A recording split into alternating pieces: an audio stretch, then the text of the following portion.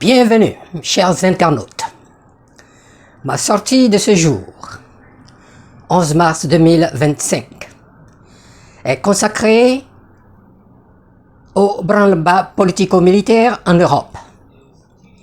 À quoi s'attendre suite à l'inversion ou renversement de la politique extérieure due à la cession de Trump II à la Maison-Blanche et ayant en arrière-plan la crise russo-ukrainienne, l'Union européenne d'Ursula von der Leyen a-t-elle d'autre choix que de se réunir le 6 mars dans la foulée du sommet de Londres du 2 mars?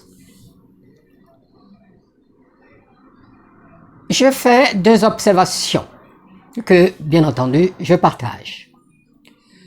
Primo, il y a une reconfiguration des alliances ou affiliations politiques consistant, grosso modo, en trois pôles aux contours encore flous. Premier pôle, mené par le couple France et Grande-Bretagne, enchevillé par le Canada au reste de l'Union européenne dans son ensemble pour la continuation de la guerre avec 2 à 3 voix discordantes. L'Italie de Meloni, la Hongrie de Viktor Orban et Robert Fico de Slovaquie.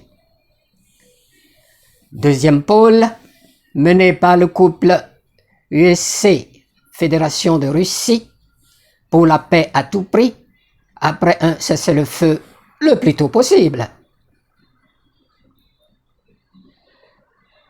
Troisième pôle, mené par la Chine, suivi de l'ensemble du bloc du Sud, dont la plupart des non-alignés, c'est-à-dire l'Amérique latine, l'Afrique, les pays les moins avancés, pour une passivité et ou neutralité active pour une paix juste négociée et bien entendu durable.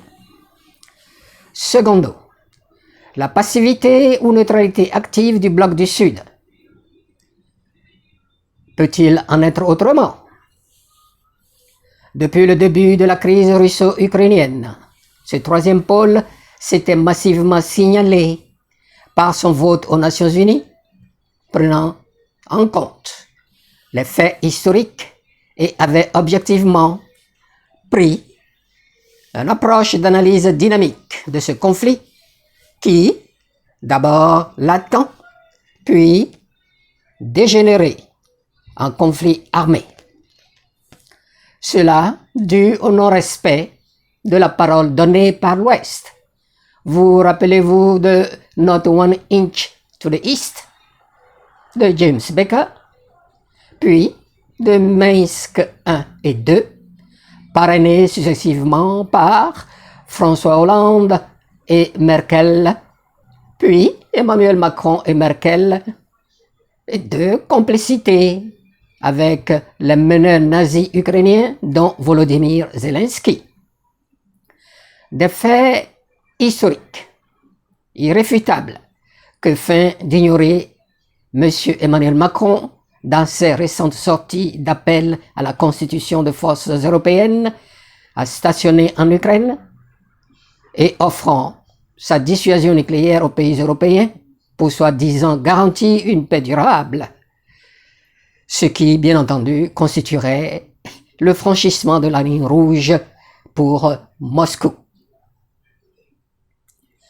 À l'allure où la situation évolue à Kouks et sur les autres fronts, les combats cesseront, faute de combattants de côté de l'Ukraine, et le cessez-le-feu interviendrait plus tôt que ne le souhaiteraient les va-t-en-guerre du premier pôle. Les bravades, élucubrations, ruses et autres mensonges des plateaux de télévision tels LCI, France 24,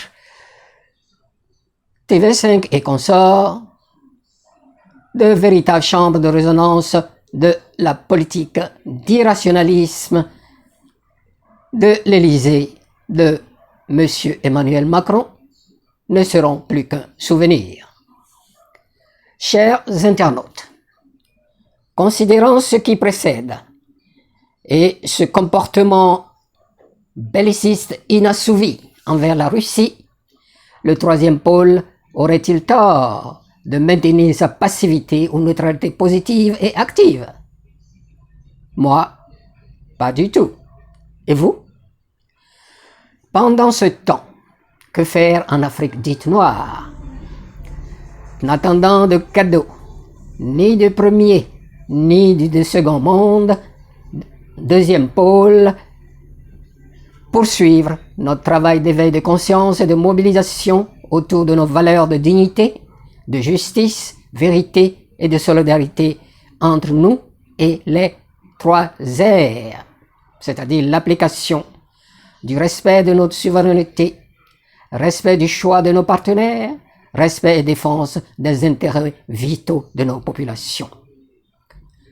Ensuite, nous préparer à déjouer toutes les manœuvres, malveillances et ingérences étrangères dans tous les domaines de la vie nationale. Enfin, nous tenir prêts à accueillir comme il se doit des détachements, des semblables du général François Lecointre et consorts. Car quand ils auront fini avec l'Ukraine, c'est sur nous qu'ils vont s'acharner davantage comme jadis. Cette fois-ci, avec l'Ukraine qui est déjà dans certains de nos territoires. Chers internautes, en commentaire, dites ce que vous en pensez. Merci de m'avoir écouté. Partagez, abonnez-vous et à plus.